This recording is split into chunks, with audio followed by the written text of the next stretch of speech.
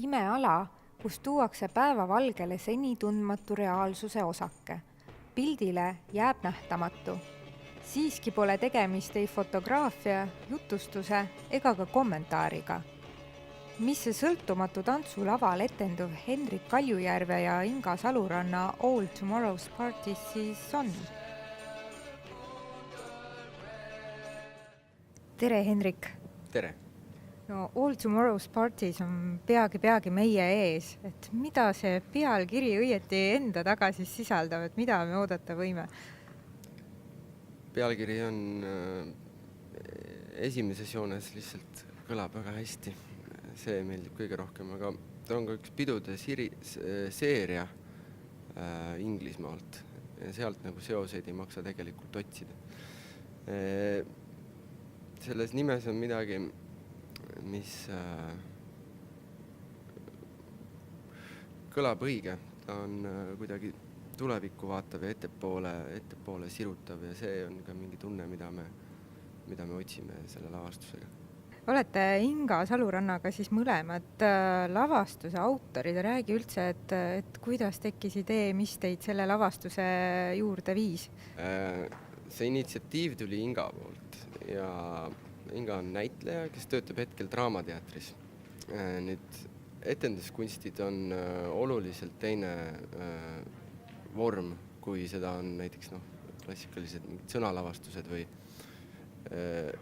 sellised, et lihtsalt see on lihtsalt üks pale, mis on teatril või teatri tegemisel ja mis on väga huvitav ja põnev ja see kindlasti nagu avab inimesena mingeid uusi perspektiive, uusi vorme, kuidas oma tööle või oma loomingule läheneda. Ja ma arvan, et see tegelikult samamoodi võiks ka vaataja jaoks olla, kes käib vaatamas nii just kui teist teatrit, siis ta saab see pilt läheb mitmekesisemaks. Kuidas seda asja siis vormiliselt määratleda, et mis see on, mida me näeme? See ongi keeruline ja lahtine ja keegi ei ole suutnud mingit head nimetust välja mõelda. Kuid minu jaoks on see ikkagi samasugune teatri tegemine, nagu seda tehakse igal pool mujal. Et ta nõuab samasuguseid, täpselt sama, see lähenemine on täpselt sama mingis mõttes. Et siin ei ole tegelikult olulist erinevust. Lihtsalt need meediumid või vahendid on natuke teistsuguse suunaga, et siin kõik on valguskujundus, scenograafia või muusika või liikumine, need kõik omandavad samasuguse kaalu, nagu sõnalavastuses on näiteks dramaturgial. Nii et ma arvan, et see võib-olla ongi nagu kõige olulisem erinevus. Räägi võib-olla natukene ka sellisest sisulisest kontseptsioonist.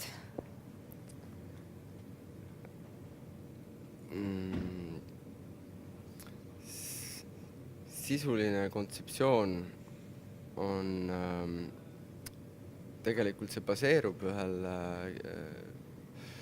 prantsuse poeedil, kes on Nathalie Sarraute ja tema on kirjutanud sellise teose nagu tropismid.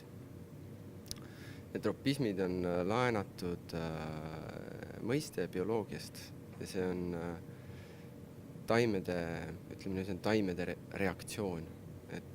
Et kui on erinevad impulsid, siis taimed reageerivad väga aeglaselt, et nad muudavad. Näiteks kui tuleb vari nende peale, siis nad muudavad kasvamise suunda päikese suunas ja siis sellist reaktsiooni nimetatakse tropismiks.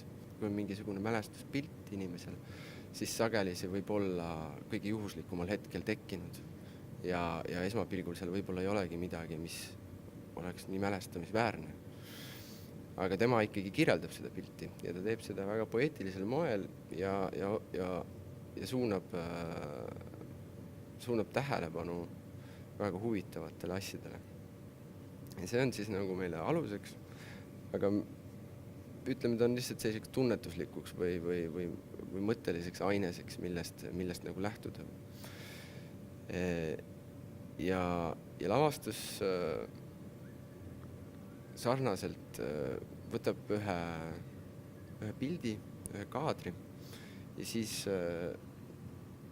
üritab seda natukene nagu laiali harutada, et mis elemendid seal on, mis objektid seal on, mis tunded, mis emotsioonid seal on ja siis anda neile, siis katsuda neid värvinguid luua. Ja laias laastus see on see, millega me tegeleme. Kuidas teie olete sellele teemale lähenenud, et kas lavastus saadab mingisugune kindel narratiiv või see asi on selline üsna abstraktne ja publik peab lõpuks loo ise kokku panema enda jaoks? Lavastusel on kindel struktuur ja narratiivi ehitab publik paratamatult enese peas, et hakkab otsima järgnevusi erinevatele tegevustele või piltidele.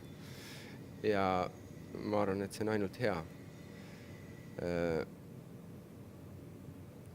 Tal on jah, algus ja lõpp, ja seal sees on erinevad nii-öelda kaared või kuidas seda nimetada, et erineva tooni ja erineva tempoga pildid või stseenid. Kuid lavastuses mängivad veel, ma saan aru, olulist rolli ka valgus ja video, on see nii? Jah, valgus ja video ja muusika ja see lavakujundus ja kõik need elemendid. Nagu ma ka ennist ütlesin, et nad on mingis mõttes ühel pulgal, aga paratamatult inimene laval muidugi muutub kõige olulisemaks ja see on väga vajalik, sest vaataja ikkagi suhestub teise inimesega kõige paremini. Aga jah, valguskujundus Oliver Kulpsoo, Emer Värk on videokunstnik, mina teen muusikat, et nad kõik loovad ikkagi ühtse ja siis Inga see olemus seal, et nad loovad ikkagi ühtse terviku ja nagu toidavad ja toimivad nagu mingis sümbioosis. Et kindlasti, aga jällegi ma arvan, et igasuguses teatris on tegelikult kõik väga olulised elemendid, lihtsalt ka nende puudumine on teinekord oluline. Mida te siit publikult ootate, mis reaktsioone või te puhtalt siis vahendate mingisuguseid iseenda kogemusi? Ei ta nüüd selline nagu iseenda kogemuste vahendamine päris ei ole, et ta ikkagi, tal on selline taotlus olla